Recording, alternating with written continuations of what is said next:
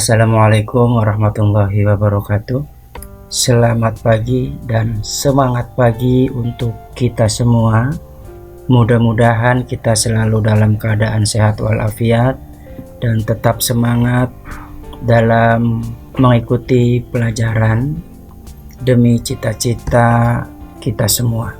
Pada video kali ini di pelajaran ekonomi bisnis di kelas 10, kita sama-sama belajar kembali untuk mempelajari pelajaran ekonomi yang dibahas ke depan. Dan untuk kali ini kita akan mempelajari ekonomi bisnis di bab 4 mengenai pelaku kegiatan ekonomi bersama saya M. Khotib Arifai. Tetap semangat untuk kita semua. Kita mulai belajar dan fokus dengan penjelasannya. Pada bab 4 ini yang berjudul pelaku kegiatan ekonomi akan membahas beberapa poin. Yang pertama adalah A. Kita akan membahas macam-macam pelaku ekonomi. Yang B, peran pelaku ekonomi. Dan yang C, mengenai interaksi antar pelaku ekonomi. Nah, ketiga subbab ini akan kita bahas satu persatu dengan video penjelasan berkelanjutan supaya kalian lebih memahami dan mudah untuk mengikutinya. Fokus di penjelasan video kali ini di bab 4 yang membahas poin-poin tersebut. Untuk yang pertama, kita akan membahas di poin yang A, yaitu macam-macam pelaku ekonomi. Untuk lebih jelasnya apa itu pelaku ekonomi, perlu kalian ketahui bahwa pelaku ekonomi adalah sesuatu, baik individu ataupun instansi yang melakukan kegiatan-kegiatan ekonomi. Nah, perlu diingat juga bahwa kegiatan ekonomi yang pernah saya bahas di video sebelumnya, bahwa kegiatan ekonomi itu ada yang namanya produksi, distribusi, dan konsumsi. Nah, karena sudah dibahas macam-macam kegiatannya, maka untuk kali ini kita akan membahas pelakunya. Siapa saja pelaku-pelaku dari kegiatan ekonomi tersebut? Yang pertama adalah rumah tangga konsumsi.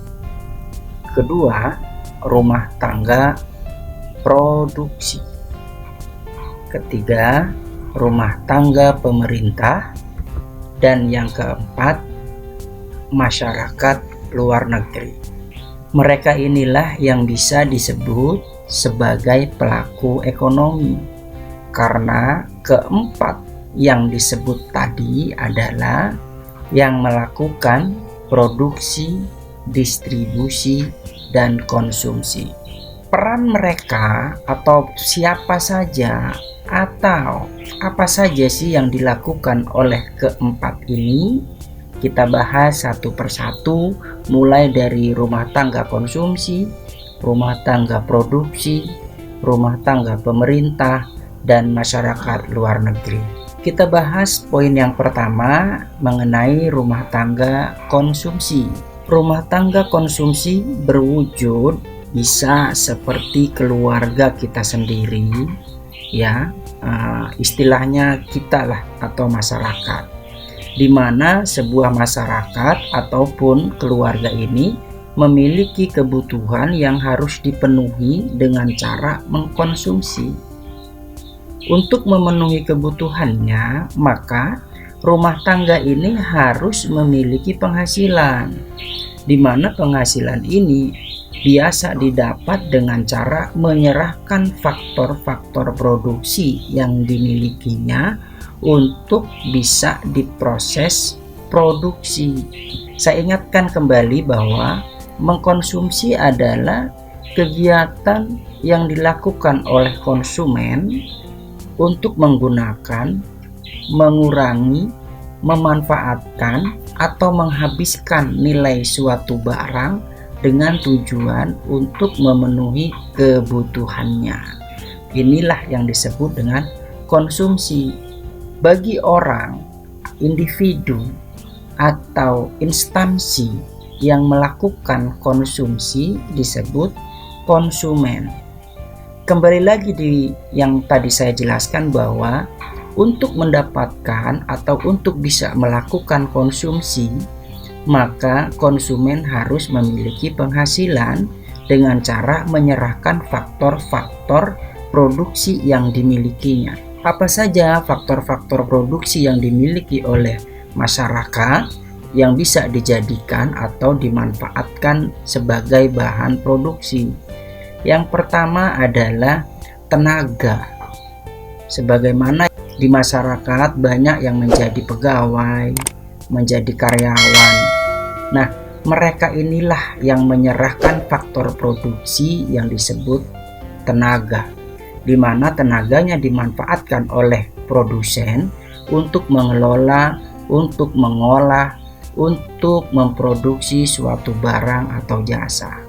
Dengan kita menyerahkan jasa atau bekerja di suatu perusahaan, tentu si masyarakat ini akan mendapatkan imbalan atau kompensasi yang disebut sebagai gaji atau upah.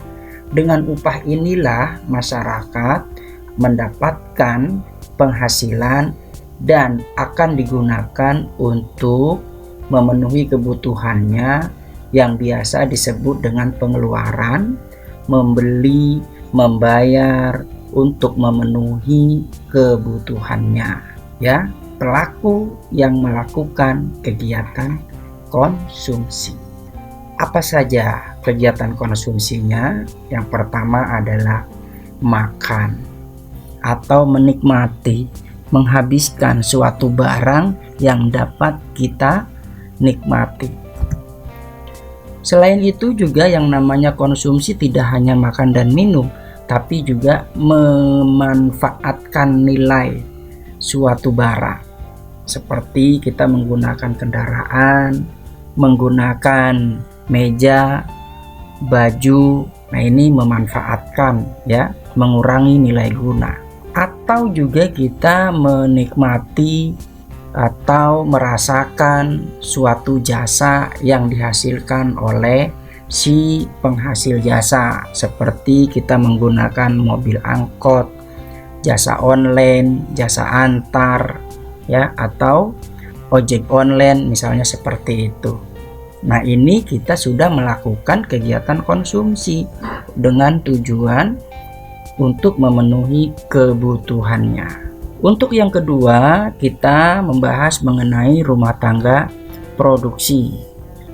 Rumah tangga produksi adalah pelaku yang melakukan kegiatan produksi untuk menghasilkan barang atau jasa yang diperlukan oleh masyarakat. Nah, seperti itu. Rumah tangga produksi memiliki keahlian untuk mengelola faktor-faktor produksi yang berasal dari rumah tangga konsumsi atau masyarakat yang tadi saya jelaskan, sehingga dari faktor-faktor produksi itu dikelola, diatur, dimanfaatkan dengan baik untuk memproduksi suatu barang atau jasa, sehingga barang tersebut dapat dimanfaatkan untuk masyarakat. Produsen ini menghasilkan barang atau memproduksi suatu barang tidak semata-mata untuk dirinya sendiri, tapi untuk dijual atau untuk memenuhi kebutuhan masyarakat dengan cara menjualnya. Karena tujuan produsen memproduksi suatu barang adalah untuk mendapatkan keuntungan dari hasil penjualannya. Nah, ini salah satu contoh dari hasil dari produsen menghasilkan barang yang bisa dinikmati, baik makanan ataupun jasa. Yang ketiga adalah rumah tangga pemerintah. Siapa saja rumah tangga pemerintah itu? Rumah tangga pemerintah adalah semua badan umum, baik lembaga pemerintah dan organisasi lain yang dimiliki atau dikendalikan oleh pemerintah pusat maupun daerah. Singkatnya adalah rumah tangga pemerintah ini adalah BUMN atau perusahaan-perusahaan yang dimiliki oleh pemerintah pusat atau daerah. Contoh PLN. Ya, PLN ini adalah suatu perusahaan milik BUMN di tangan pemerintah pusat.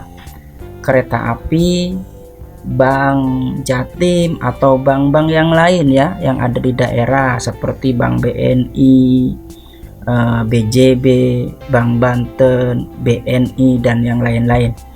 Ada juga PDAM ya, perusahaan daerah air minum atau juga Telkom. Nah, ini adalah perusahaan yang dimiliki dan dikelola oleh pemerintah pusat maupun pemerintah daerah. Yang keempat adalah masyarakat luar negeri.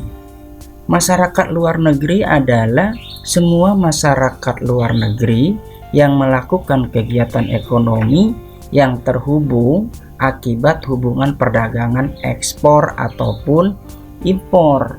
Ini adalah merupakan sebab akibat dari hubungan kebutuhan. Kenapa terjadi? Karena masyarakat luar negeri ini bisa terkait dengan kegiatan pemenuhan ekonomi atas dasar ketidakcukupannya dalam memenuhi kebutuhan hidup atau untuk memenuhi kebutuhan sehari-hari.